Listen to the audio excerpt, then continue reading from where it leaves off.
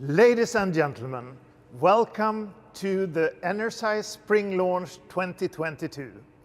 It's great to be in launch mode again, and what a set this will be. Oh, there are so many guests, so many stories, and so much we need to cover. We will visit North America, we will visit North Africa, we will also travel to India and to Germany. And of course, we will have experts and true thought leaders also from Sweden. And it will all be focused on the energy gains available in compressed air. The magic world of compressed air doesn't seem to have enough of surprises and making me continuously happy. And most important of all, it does contain a great opportunity for savings. So let's start unlocking those savings as optimizing compressed air improves our climate. But first, I must reveal kind of an embarrassing secret I've been carrying around. When I was young, I worked shift at the local paper mill where I was brought up. And sometimes the task was to work in a very warm area underneath the machine. Someone had made a small hole in the compressed air piping system. And we used that as our local air condition, you can say, to cool down. But are you aware of what the true cost for leaks are? Look here. If I would take a needle and I would push it through a hose, I would be creating a hole that is less than a millimeter. And still, the cost would be around a couple of €100 every year. If I then would expand this hole to such a small hole as 6 millimeters, the cost is amazing. The annual cost would be around €18,000 every year. So, the cost for leaks are high, and addressing them has a great savings potential. And the embarrassing part is that the summer I worked in the paper mill, we probably had the world's most exclusive air condition system for us locally. So let's do this right. Let's work to institute energy optimization of all industrial compressed air. It starts with monitoring to secure we know what is going on and to address any deviation from the optimum. To measure is to know, and if you can't measure it, you can't improve it. Enersize is all about measurement and action. So let's start the show, and let us now introduce to you the CEO of Enersize, Mr. Anders Sjögren. So great to see you here, Anders. So good to be here, Anders. So I understand the year has been quite intense and fantastic. Can you please introduce us a little bit to the work you've been doing? It has been amazing. There are so many stories to tell, and we have a packed schedule today. I'm really looking forward to it. Yes.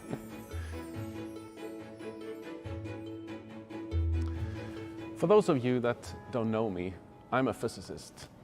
And probably you can call me also a bit of a technical nerd. And if you followed our series of Insight webinars, you also know that I'm in love with compressed air. And I mean, just think about it. Here we are in the middle of space on a small planet. And what's out there? It's basically nothing, unless you're a quantum physicist. It's space, it's nothing. But on Earth, we have something very special, the air that we breathe. What can be more beautiful than taking that air and for a while empowering it to run critical production processes that we need to develop our society? That's great. But we need to size down on the amount of energy that we are using to generate that compressed air and how we are using it. So today I'll talk a little bit about the highlights from last launch and what we have done this year. But I'll also talk more about what Enersize really is about.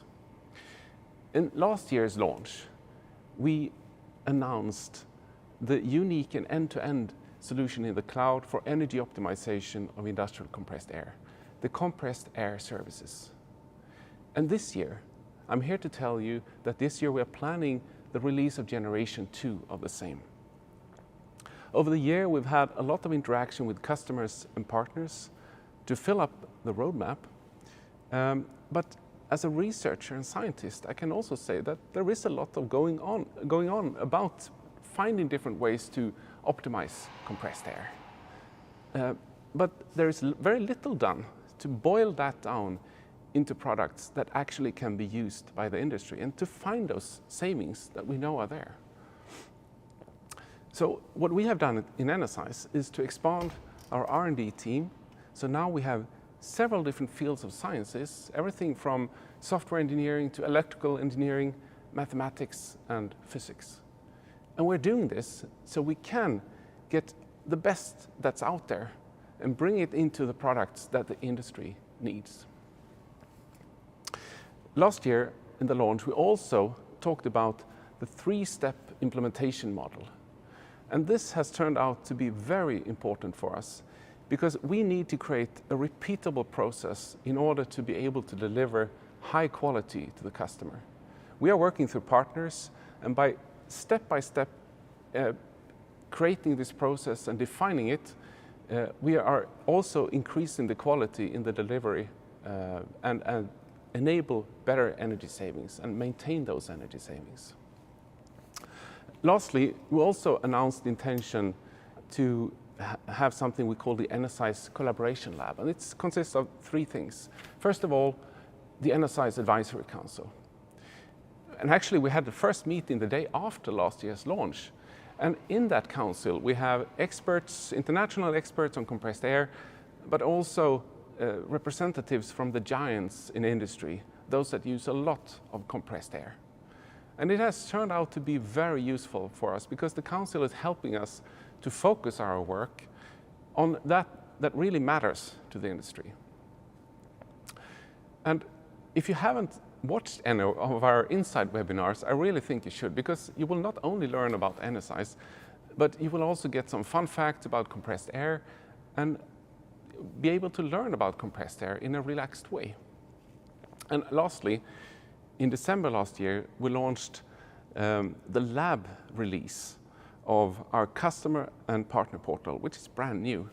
So it's not available yet, but we are planning to make an official release this year. And it's the first step towards creating our customer community.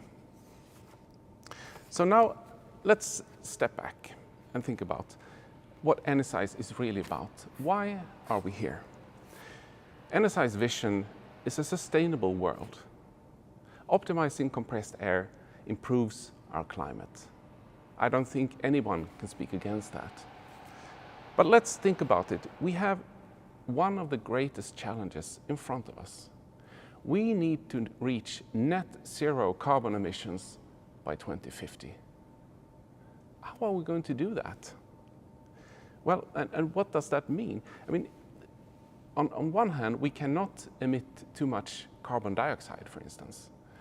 There is a budget for this, and if we follow that budget, scientists are telling us that there is a good chance that temperature will not rise more than 1.5 degrees. There is no guarantee, but that's the way we have to do it. And how does that relate to compressed air then? Well, compressed air is generated by compressors, and the compressors are driven by electrical motors that consume electrical power. So we turn to the International Energy Agency.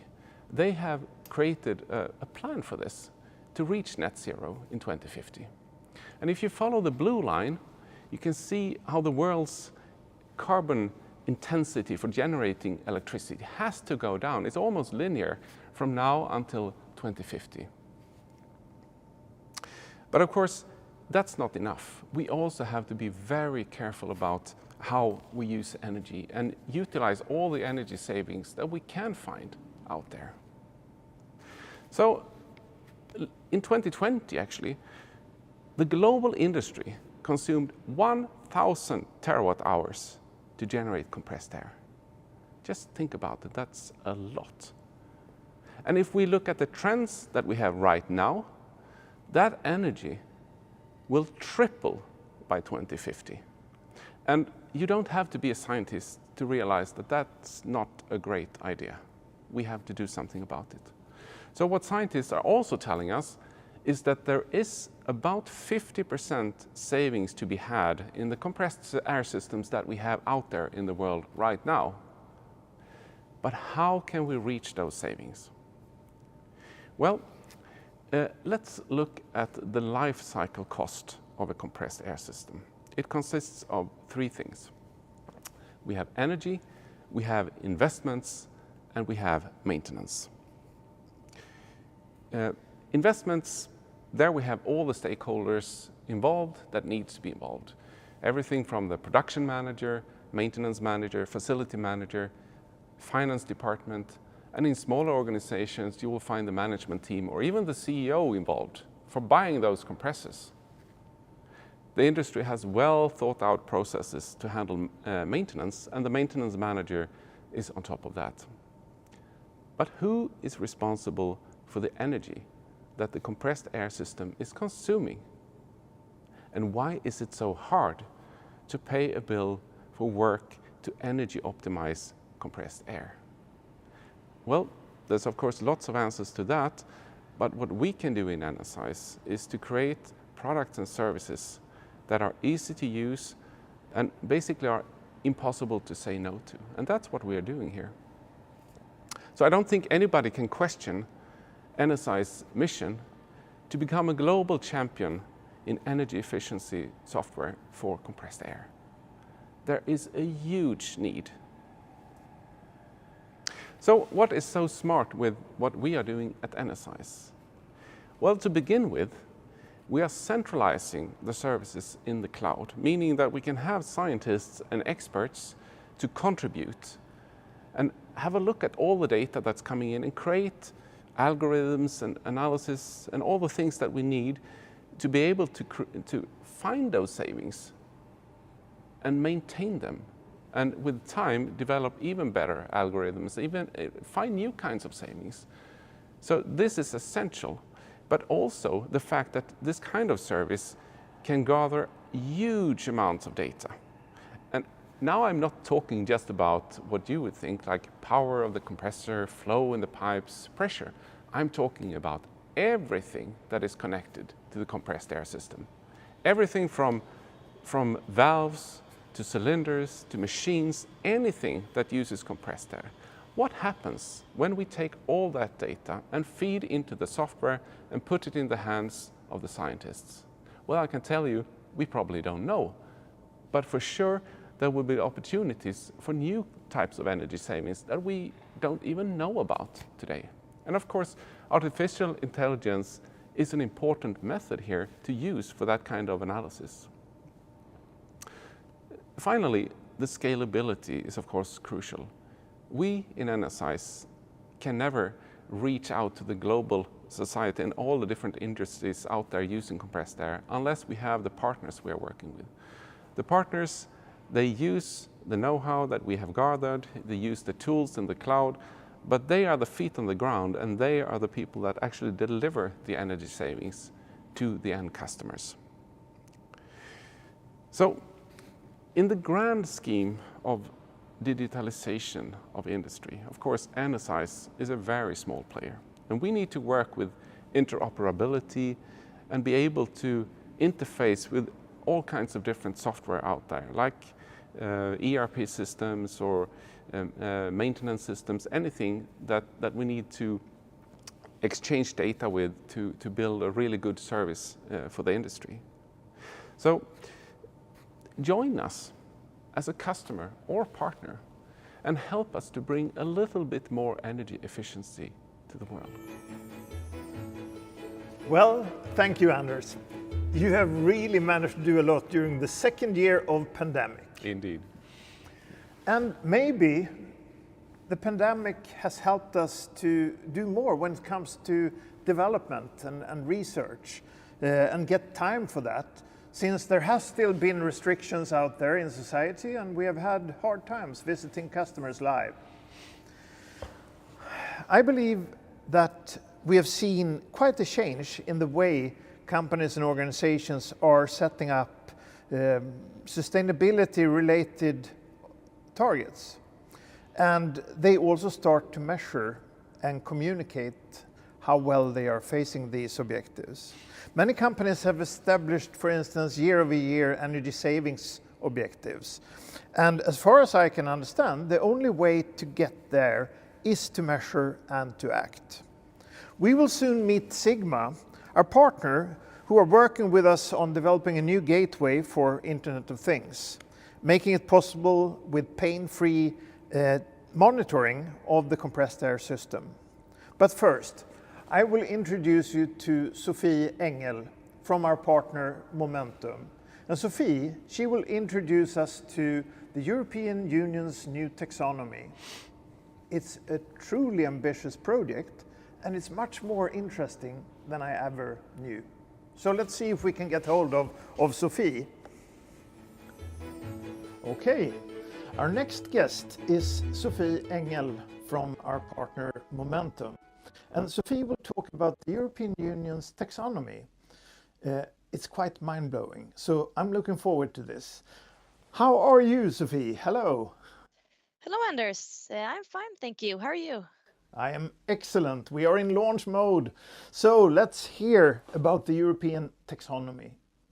Yes, my name is Sophie Engel. I'm environmental manager at Momentum Industrial. Our mission is Together for a Sustainable Industry. And today, I'm here to introduce you to the EU taxonomy.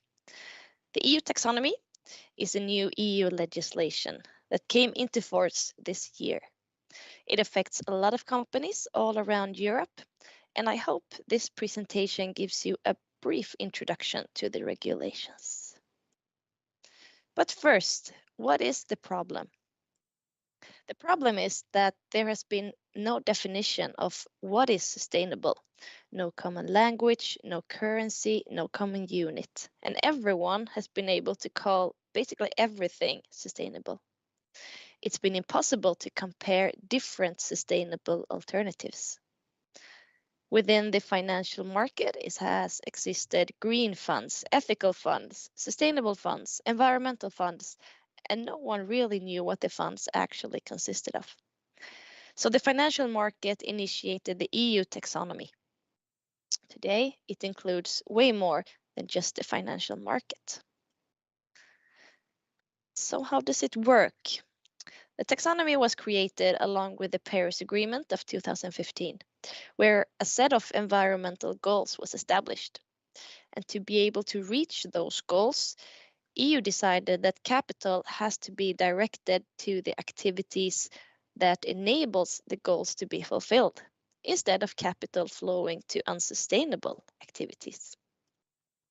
So the taxonomy is basically a lexicon.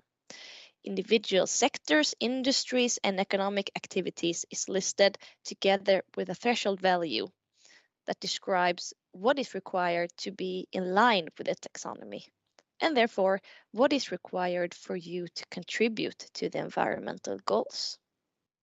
If you are in line with the taxonomy, you can describe your business as sustainable. If you're not in line, you should not describe your business as sustainable. That would be greenwashing.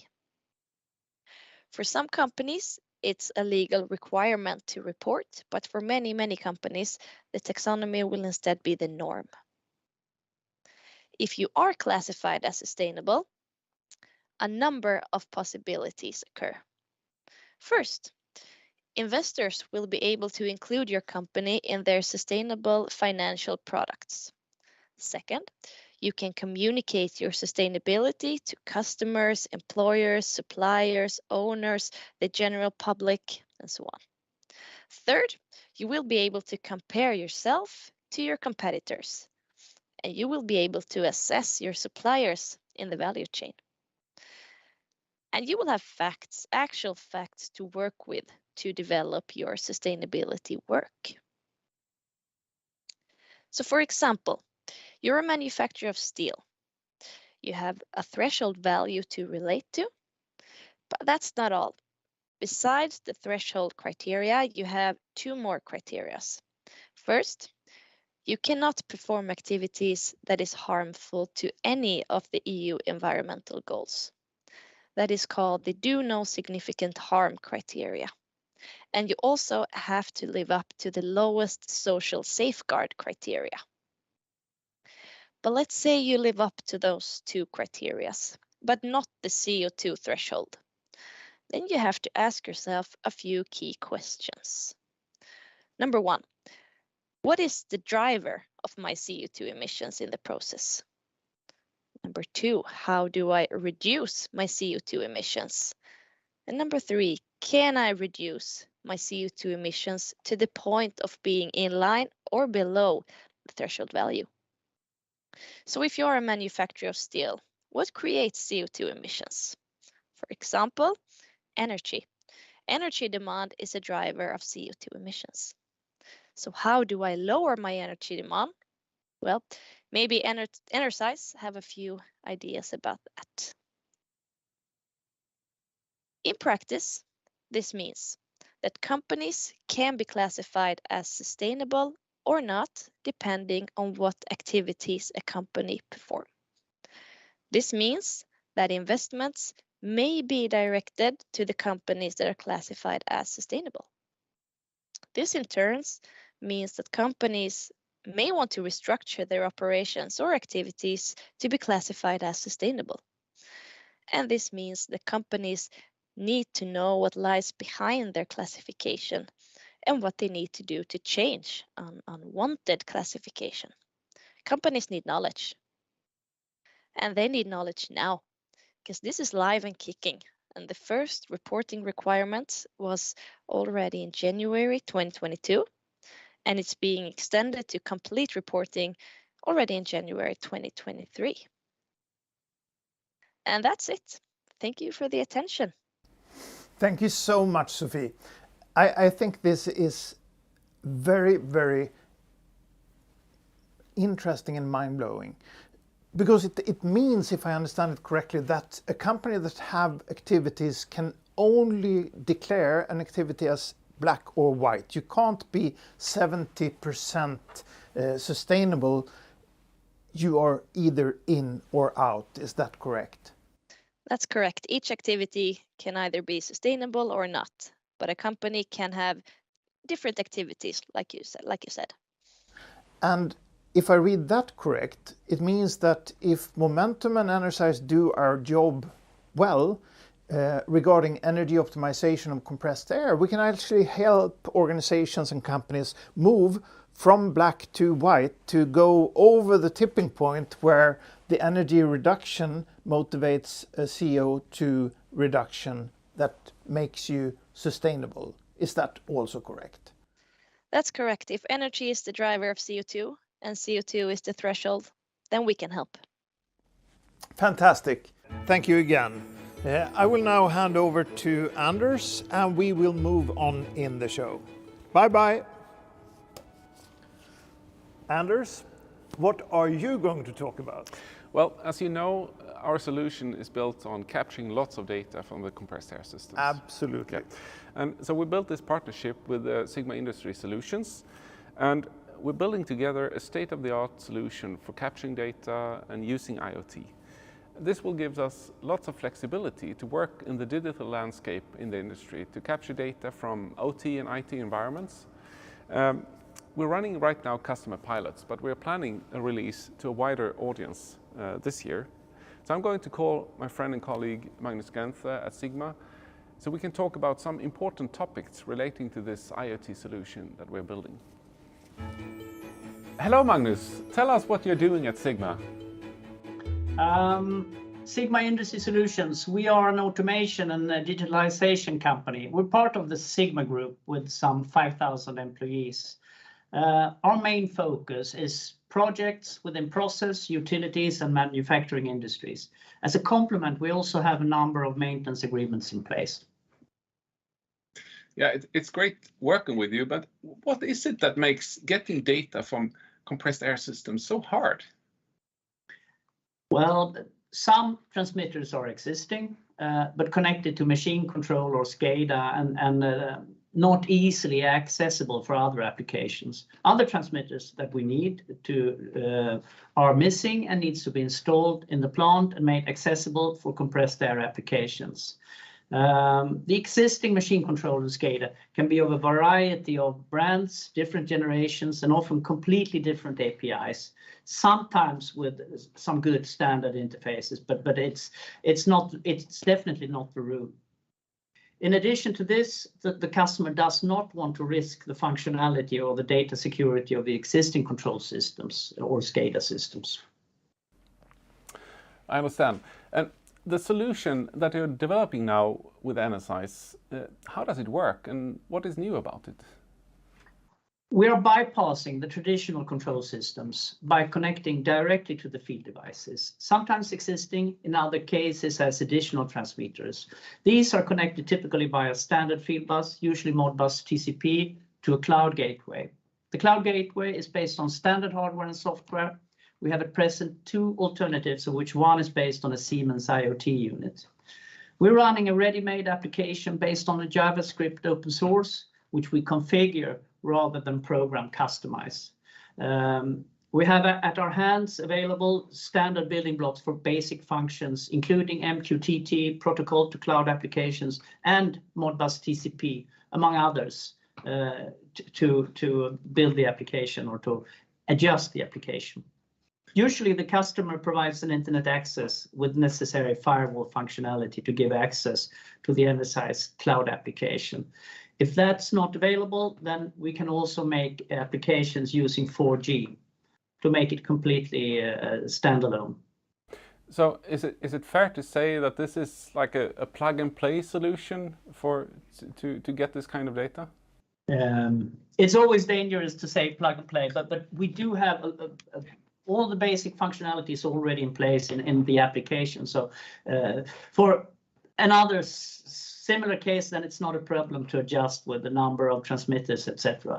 And also we're also looking at the possibility to configure the gateway from the cloud environment. Ah, I see. So that's a kind of a two-way communication then, and I guess that would be really good for operational for people on the work floor working with the machines and in the production lines to actually see if they can get access to the result of the energy saving somehow on a screen or something. I guess that will help also to promote this kind of action. But what do you think will become possible in the coming years? Do you see any major changes coming or trends in technology? Well, I would say data security. It will be of increasing importance. And on the other hand, data access will be also of increasing importance. So it means that we have to be able to provide all the data our customers need, but at the same time do this with the high level of data security. And that will be the trends for the future, I think. And of course, the possibility, as you said, of a two-way communication where you also meet the data security issues. But that's a possibility to get information from an analysis being done in a cloud environment down to the user interfaces on the factory floor. But do you think it will be feasible to also control things on the factory floor from the cloud, or is it more just sending results or information? I think there is no technical limitation. There are no technical limitations. They all have to do with data security. But I could imagine that the compressed air analysis would provide input to, for instance, a maintenance system to generate work orders, or at least input for work orders. That's a good application, I think. And of course, it could be that some sort of some calculated values could be transmitted down to a SCADA system to be part of their whole data storage. Really interesting. So the cloud gateway somehow, becomes like a heart in this solution inside inside the industry, being able to communicate both ways and integrate with different applications then? Yeah, it sounds lovely, but let's wait and see. Yeah, I understand. Thank you very much, Magnus. Have a great day, and now we're moving on with the show. Well, thank you very much, Anders. That was highly interesting. But now, ladies and gentlemen, we are going to have a couple of minutes coffee break. So fill up your cup and enjoy some fun facts about compressed air until we are back in a couple of minutes. Talk soon. Great intro, Anders. Hi, my name is Anders Sjögren, and I'm the CEO of Enersize. When I got started with Enersize 4 years ago, I had only the vaguest notion about what compressed air is used for in industry. I was thinking compressed air was something from yesterday and would be replaced by other technologies. But I quickly realized I was wrong, and now I can say that I'm in love with compressed air. And that is why I will take some time in our series of webinars to tell you about the wonderful and really cool world of compressed air. So please sit back, enjoy 10 minutes, and let me present current and historic use of compressed air. My first close-up experience with a compressed air system was when our old Saab got a rust spot on one door.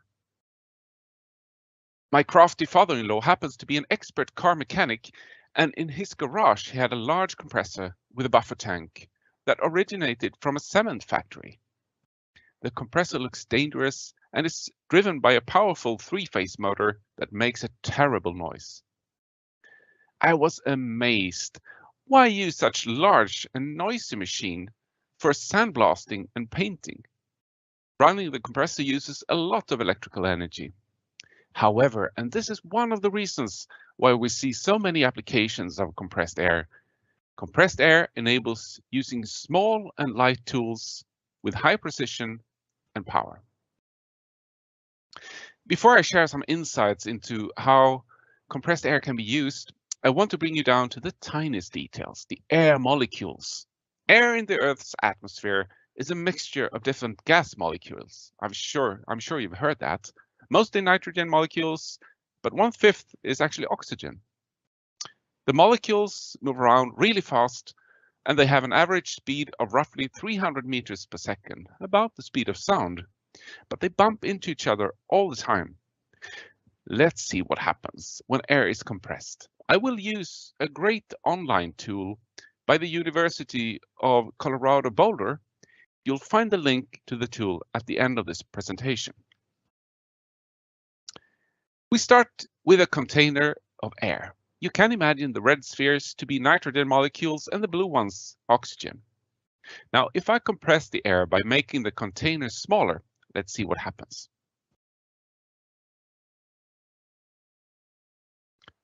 You see that the molecules bounce more often, and this means that the pressure is rising. And you can see that on the pressure gauge at the top right, which measures pressure in units of atmospheres. We see right now that the pressure is around 171 times the atmospheric pressure. If I open the lid now, the molecules eagerly leak out to the surrounding atmosphere. It is this action, the force of the molecules leaving the container, that we use in various applications of compressed air. The force of air is often used to scare people. Do you remember Arnold Schwarzenegger's popping eyes in the movie Total Recall from 1990 when he was exposed to vacuum in space? Vacuum means that there is no air. So the air pressure is too low for the human body. But of course, even if pictures like this give us nightmares, they are not even close to describing what actually happens. However, compressed air can really kill you. The oldest mechanical compressed air gun is from the 16th century and can be seen at the museum Livrustkammaren in Stockholm here in Sweden. The gun easily was the most dangerous gun at that time, shooting darts at a speed of over 100 meters per second. It utilized a bellows mechanism that you can see in the picture here that allowed for very precise action. So you see, compressed air can be wild, really dangerous, but contained it can be very strong and useful. And that is why 10% of the electricity consumed by the industry today is used to generate compressed air. Components that operate on compressed air, they're called pneumatics. And pneumatic cylinders, they are the muscles of the manufacturing industry. And devices like these can easily lift more than 100 kilograms. Pneumatics can be combined to very complex instrumentation in all kinds of industry. However, compressed air can also be soft and caring, as in the form of breathing air supplied to people that are seriously ill. Compressed air is saving lives on a daily basis. As you will hear from Bo later, our technical director, the process of generating compressed air, however, is incredibly ineffective. So let's look at an industrial compressor. They can take many different shapes, but their basic operation is the same. They take atmospheric air and compress it into pipes that deliver air to the pneumatic machines in the factory. I said compressing air is inefficient, and the reason is that no matter how we try, we can't compress air without raising the temperature of it. In fact, as much as 85 to 90% of the electrical energy to a compressor is lost through heat. The mechanical energy of the compressed air is only a few percent of the electrical energy that we put into the compressor. Now, if you don't believe me, have you ever tried to use a cycle pump? Have you felt that it becomes hot when you pump? That is the effect I'm talking about. Compressing air for industrial use can be used, it can cause it to become several hundred degrees centigrade. And therefore, in industrial compressors, they often have a built-in air cooling to remove some of the heat. But even if the compressed air is cooled inside the compressor, you can usually feel that pipes with compressed air are warm. Now, what if I have compressed air stored and I open a valve to let it out? Have you ever tried to use a can of compressed air? The temperature at the valve will quickly drop and can become as low as minus 150 degrees centigrade if you expand a lot of air. So compressing air increases the temperature, expanding air reduces the temperature, and this is the reason why generating compressed air uses so much electrical energy. But still, the benefits of using compressed air wins in many applications.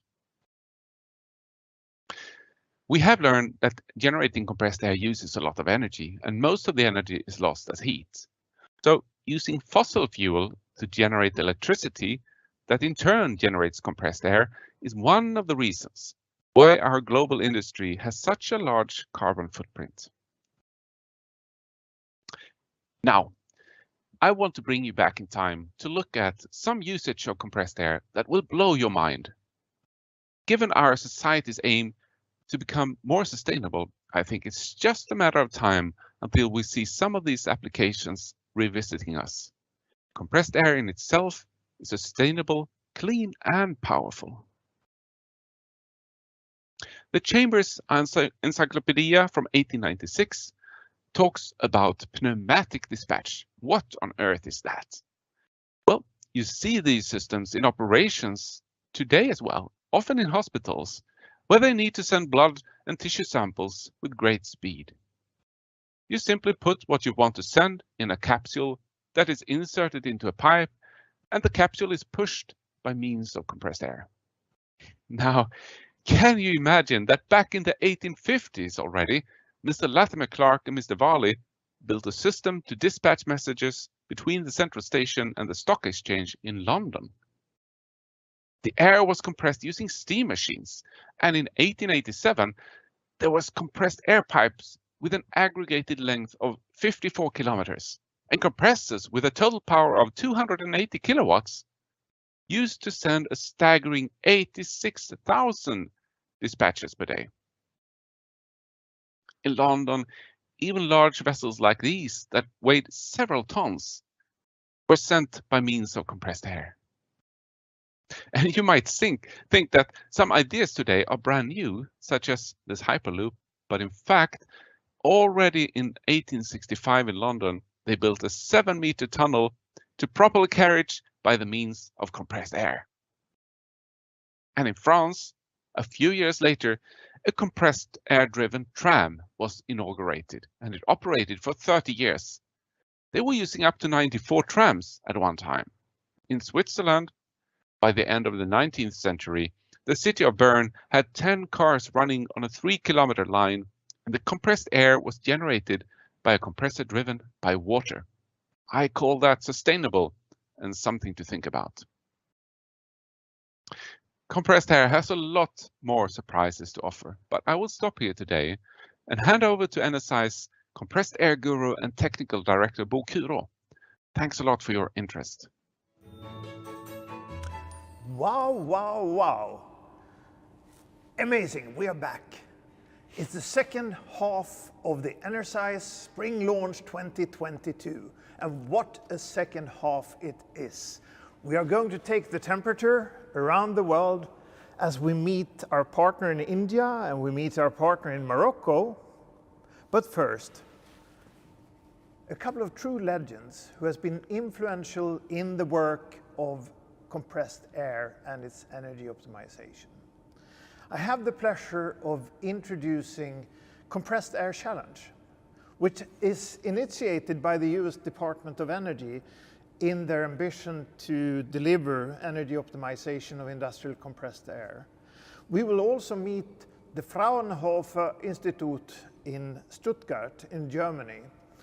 They are the main research body for these topics, and they are the ones that revealed the dramatic truth that the leakage of energy from compressed air in Europe alone is equal to the loss of 8 nuclear power plants, or 2.65 million average European households.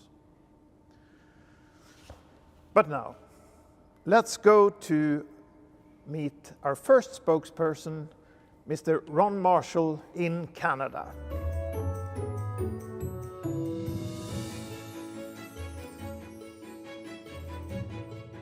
Okay, ladies and gentlemen, we are now going over the big pond, over the Atlantic, to meet a very inspirational organization, the Compressed Air Challenge. And I'm happy to introduce Mr. Ron Marshall from Canada. Hello, Ron, how are you? Hi there, Anders. I'm doing good. And today, I'm not particularly challenged. As always. Well, I'm excellent as well, and let's start this because we are in launch mode. Can you please introduce us to the great work you are doing? Yeah, all right. So my role in Compressed Air Challenge is actually I'm the training coordinator, and I do some marketing and social media. And the Compressed Air Challenge has been around for a while. It's a nonprofit organization. We're based in the US, and we've been put together. We're kind of a clicks and mortar type of organization. Um, and we're representing a whole list of different stakeholders in the industry, industrial users, manufacturers, distributors, consultants like me, energy research development agencies, energy efficiency organizations, the US DOE, of course, and utilities. And in my former life, I worked for a utility, and I used the services of Compressed Air Challenge in my efforts. And the Compressed Air Challenge has one purpose: helping end users improve the performance of their compressed air system. And notice it doesn't really specify efficiency, energy efficiency, it says performance. Now, a long time ago, when I was just a young lad, the Compressed Air Challenge was established, and through my when I was working for the utility, I was part of that, but just very, very minor part. 1997, that's when the US DOE Motor Challenge, and Motor Challenge, that's how the Compressed Air Challenge got its challenge name, They identified 10% of all industrial load was motors driving air compressors. And they did further studies and found that just with low cost, no cost measures, you could get about 10 to 30% savings. And they found that the barrier to implementation of these measures to get the savings was lack of awareness. So they decided some sort of awareness training was necessary in the field of compressed air. There were some founding goals put together, and Compressed Air Challenge, or the organization, the group that was putting together the challenge, decided they wanted to increase the reliability and quality of industrial processes. That's pretty. That's a magnet to the end users, right, to benefit their systems, and they wanted to reduce plant operating costs, specifically electrical, but not confined to electrical. And they wanted to expand the market for compressed air services like energy auditing, things like that. And they wanted our efforts to save 10% of the current motor load connected to air compressors. That represented about 2.7 billion kilowatt hours nationally in 1998. And the mission, we established some founding goals. The mission was to promote energy and operational efficiency in compressed air systems for industry through information and training. So that's what we're all about, information and training. And we wanted to lead users to adopt efficient practices and technologies while leveraging collaborative cooperation among key stakeholders. And we wanted to, and this was revised a little bit later than 1997, wanted to be a global leader in developing and disseminating this knowledge. So that means worldwide, right? At present, we're mostly in the United States, Canada, and Mexico, uh, uh, promoting these trainings, but we have had some trainings across the world, various points like India, Australia, various places like that. So we have a portfolio of product neutral trainings, and there's been some studies done. We had some studies done.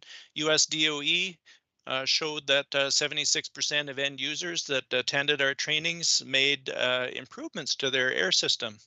And they estimated roughly about 150 megawatt hours a year as a result of this new awareness, or for the average user, about 7.5% of the baseline before they took the training. And we found too that the training program was cost effective. So we calculated the average cost of somebody attending the training, all their expenses, uh, compared to what they benefited, say energy savings, and it worked out to about $82 in benefits, energy benefits, for every dollar spent on training. So that's a pretty good investment for people. And we found that there's a triple win, right? Triple win where the customer gets a better system and lower costs if they implement the things that are talked about in the training. The compressed air vendors get higher sales, and the utility and energy organization get results of their programs. So that's why organizations like that would want to promote this training and perhaps host the training. And over the years, we've trained over 20,000 compressed air users since the training started in 1999. So if you're interested in the Compressed Air Challenge, go to the website compressedairchallenge.org. And on the website, there's various descriptions of training. You can even be a sponsor if you want, or an affiliate. Um, Share some workload by volunteering for committees. There's a bookstore for various materials. You can do hosting of training, and there's a library of case studies and various resources that you can see. And a toolbox where there's some electronic calculators for compressed air. and those are available for download. So anyway, we welcome you to visit our website and perhaps take our training down the road. Well, thank you so much, Mr. Ron Marshall. It's a true joy to have you in this program. I know you're one of the few rock stars when it comes to compressed air, and the work of Compressed Air Challenge is highly inspirational, even though it has been around for 20 plus years now. So thank you for your session. Thank you for being here, and I wish you a great day. Take care. Bye. Thank you. Bye.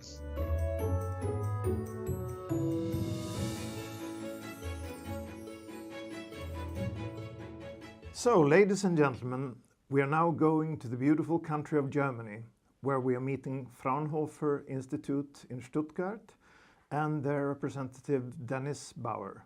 Hello, Dennis. How are you? Hello, Anders.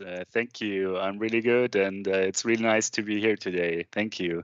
It's excellent to have you as a guest. I am so much looking forward to this conversation, and I'm very, very impressed with Fraunhofer. Can you please introduce us a little bit to the organization you are in?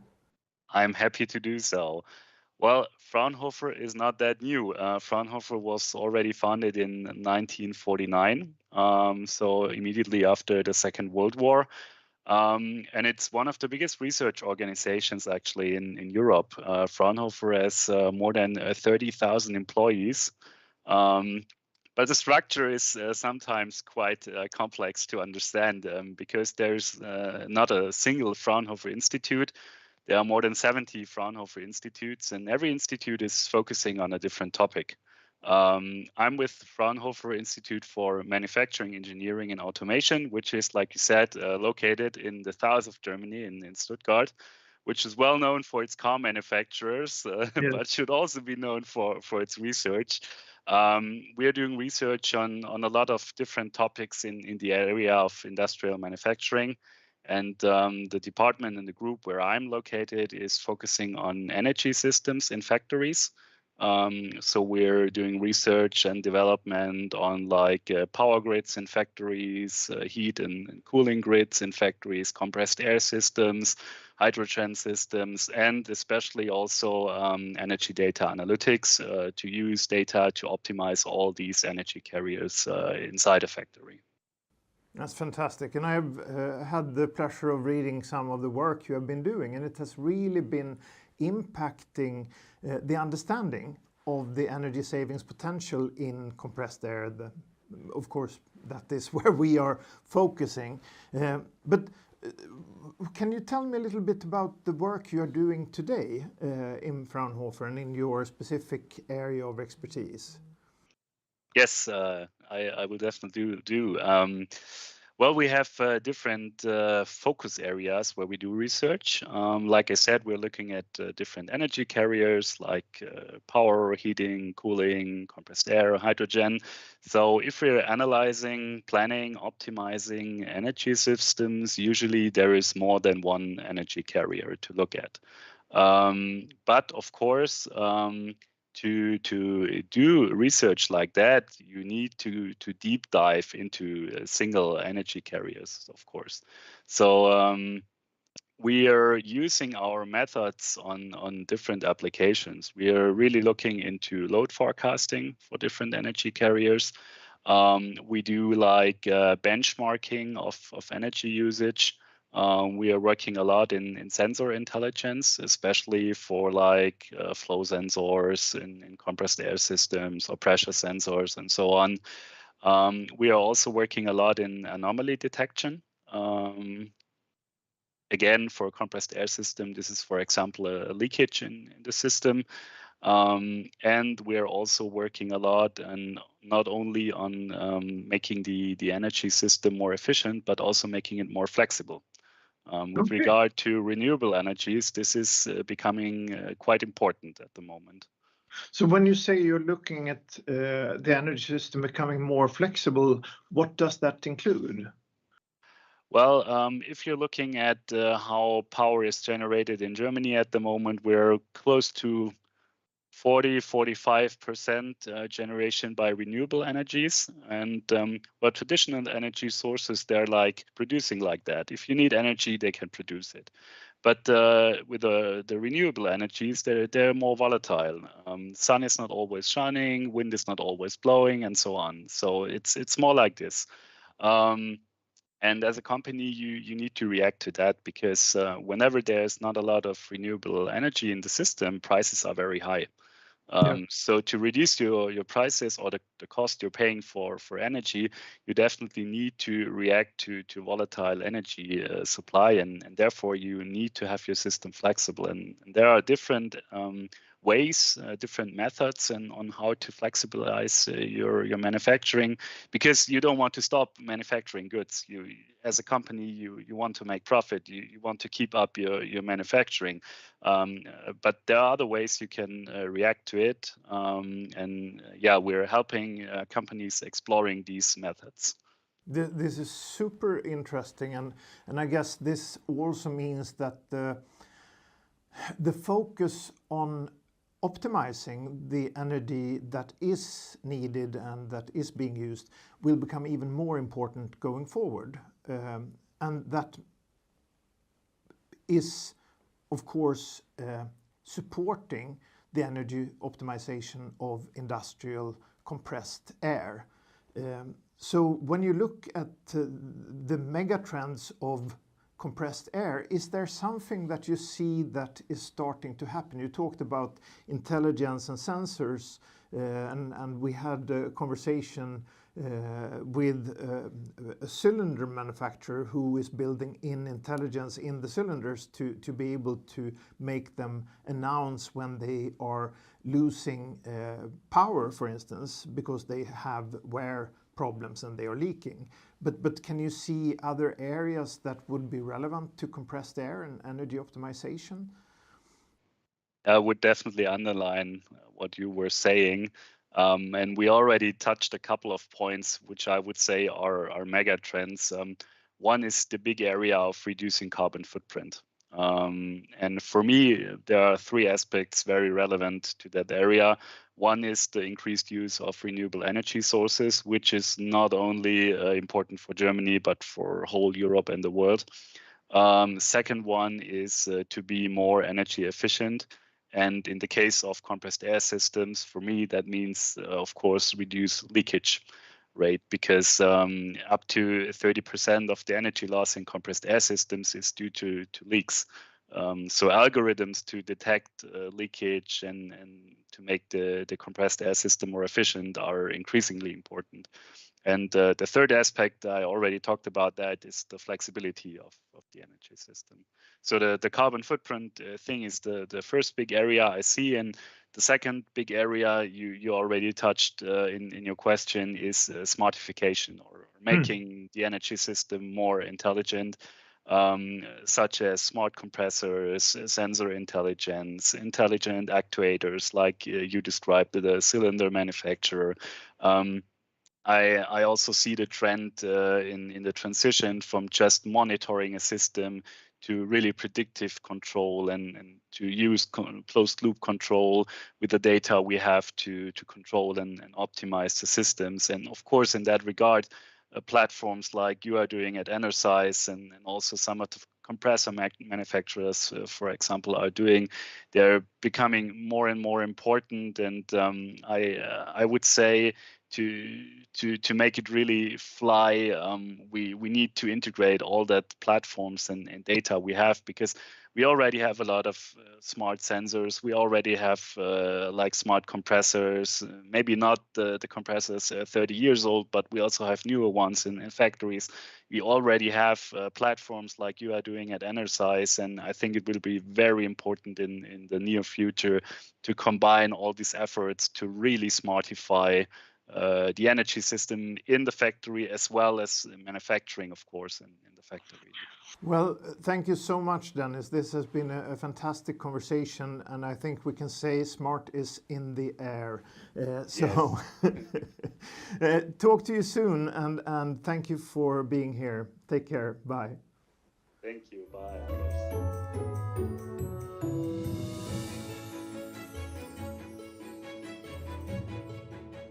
Okay, we are now going to Northern Africa.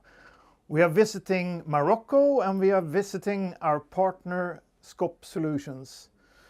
Hello, Ashraf, how are you? I'm fine, thank you. Hello, Anders. How are you? I'm excellent. It's launch time. So, I know that there is a lot of stuff going on when it comes to sustainability initiatives in Morocco. So, please share with us what is happening. Yes, of course.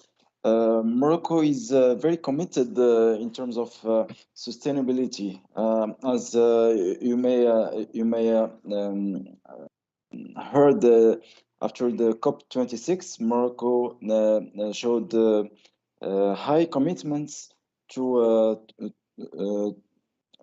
reach 60% of renewable electricity by 2013. And say again? Sorry, you don't need. I should not interfere. I was just saying amazing, but no worries. We just continue, and you can. Okay. So Morocco is committed to reach by 2030 60% renewable electricity and to lower carbon emissions by 45.5%, and also to lower its energy consumption by 15%. So to reach that, we have 50 renewable energy projects with an installed capacity of 3,950 megawatts, which is equivalent to 4 nuclear reactors. So you need to know that today coal is representing 69% of our electricity mix, and thermal energy represents 81% of our electricity supply. So this is really a big challenge for us. And you need to know also that Morocco is investing heavily in solar and wind energy, and that now we have already installed capacity of 4,000 megawatts. So Morocco was ranked recently by as best African student in the world in the International Climate Action Network and the new Climate Institute in 2021. So as you see here, Morocco is very committed for sustainable sources of energy. So let's have a look now on what is happening in our industry. Brilliant. The biggest challenge that we have in Moroccan industry is that European Union will impose a tax carbon next year. And you need to know that European Union represents 65% of our exports. And this is what kind of stuff that we export to European Union? We export automotives, aeronautics, agri-food, garments, and fertilizers products. For example, if we have a look at Inditex, they are sourcing 60% of their requirements from Morocco, and they already started to work with the Moroccan suppliers to decarbonize their activities. So how can we decarbonize our industry? We have many levers. The first one is about infrastructures and low carbon emission equipments. So for this, Morocco government is committed to focus on new industrial zones supplied with the renewable sources of energy, and also to maximize sustainable utilities usage. For this, we are looking for heat recovery and recycling. So we know already that all the industries are using similar, more or less similar utilities, and those utilities are most of the time not energy efficient. And one of the utilities that we can have is compressed air. And this is the area where we are collaborating with the Enersize, and where we are providing large opportunities to lower carbon emissions and provide energy optimization. And the second lever is green ecosystem to support emergence of decarbonized new products and processes. And in this area, there are initiatives supported by Moroccan government through Morocco PME, which is an agency for small and medium enterprises, and the Moroccan Agency for Energy Efficiency. And the third lever is about subsidy and financing. And here we have 30% subsidy for solar panels for industry, and also other financing programs that are focusing on green projects and companies that are looking for sustainability. And those programs are handled by Morocco PME and European Bank for Restructuration and Development, EBRD. They are deploying two programs, Green Value Chain and Green Economy Financial Facility. And the fourth lever is about regulation. So since 2019, energy audits is compulsory for large consumers. And today we are working on new standards for carbon emission assessments, which is under development. That's amazing. Thank you so much for sharing, Ashraf, and I'm blown away and impressed with the number of initiatives that are going on in your target market.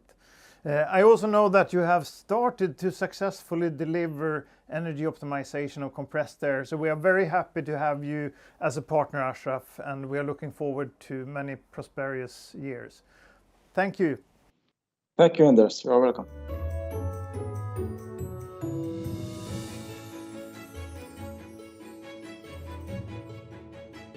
So, we are going to India, the grand country of 1 billion people, and we are meeting our partner in India, and I'm saying, hello, Shan. How are you? Hi, Anders. Welcome to India. Thank you very much. In the grand country of India, I know that sustainability is a hot topic and energy optimization as well. So please, can you tell us a little bit of what is going on in India as we speak? India is in for a major change. I would say we are going through a spate of changes from the government of India. There is lots of competition opening up across the borders. And at the same time, India is also looking at, on one end, the growth of industries, where we want to see a GDP growth rate of over 10% on one side. On the other side, we have a huge commitment that India has made in COP26. Our Prime Minister was there in Glasgow, and certain commitments were declared there. 5 major points I thought I could bring to your notice, Anders. And these are: 1, India is targeting to put up a non-fossil fuel energy up to 500 gigawatt by 2030. 2, India will fulfill about 50% of its energy requirements through renewable energy. 3, India will cut down its net projected carbon emission by 1 billion tons from now. And 4, by 2030, India will bring down carbon intensity by more than 45%. Today, it is at around 25%. And finally, India will achieve a net zero target by 2070. From our point of view, we look at energy optimization as our major forte. And for this, the last 3 objectives are in sync with our own objectives. Current carbon emission stands at 2.88 billion tons. And we need to cut by almost 1 billion tons And that's not a small job. Unless we concentrate and we work together, it's not going to be achieved. That's amazing numbers you're mentioning there, Shan. It's mind-blowing. And in the cooperation we are focused on energy optimization of industrial compressed air. And how does that sit in this bigger picture? See, if you look at the carbon emissions and energy optimization go hand in hand. So today, if you look at the what eClouds concentrates on, we are into 4 major verticals: the process, the textile industries, the engineering industries, and the food industry. In all of these, you will find compressed air plays a very important role, and energy itself, which is driving this compressed air, is almost about 40% of the cost of every one of their products. And by saving even 5% of the energy, it will directly affect the bottom line of the company. So if you look at the compressed air used in all of these places, we have seen how efficient, or rather inefficient, to what degree of efficiency many of these industries operate on. And with the kind of exposure to the technical know-how and the technology that many of these companies employ, you will find that there's a huge scope for energy optimization and cut down on the cost, particularly for compressed air. And compressed air itself, if you look at the overall cost involved, nearly 30 to 40% of the compressed air energy could be optimized and saved. This is what we believe. And at least 20 to 30% if we save, it will result in about 10 to 15% of cost optimization. And that could be a great thing for most of these industries who could turn competitive by just doing this exercise alone. Amazing. Thank you so much for sharing. And I am so happy we are partnering with you, Shan. And I wish you a great time in India. And I talk to you soon. Thank you very much. Thank you. We look forward to meeting you here. Well, Anders, I think you are the one that will round up the hour. So please take the stage. Thank you, Anders.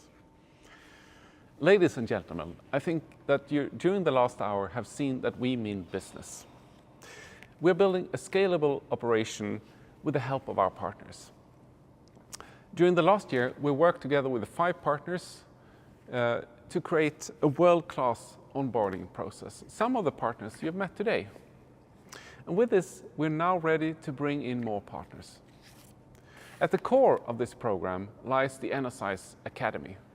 We have invested to build an online set of courses that is split up in classes and contain video material for training of the partner's technician. And of course, we have certifications there also, because at the end of the day, this is about to certify that the partner's technician can deliver on finding those energy savings and executing on them for the customer. And with the new partnership model, we look forward to becoming the global champion of energy efficiency software for industrial compressed air. Woohoo! Thank you so much, Anders. Well, ladies and gentlemen, I think that was it. And I am truly thankful for the hour we've been able to spend with you. I wish you a great day, a wonderful week, and a beautiful life. Take care. Bye.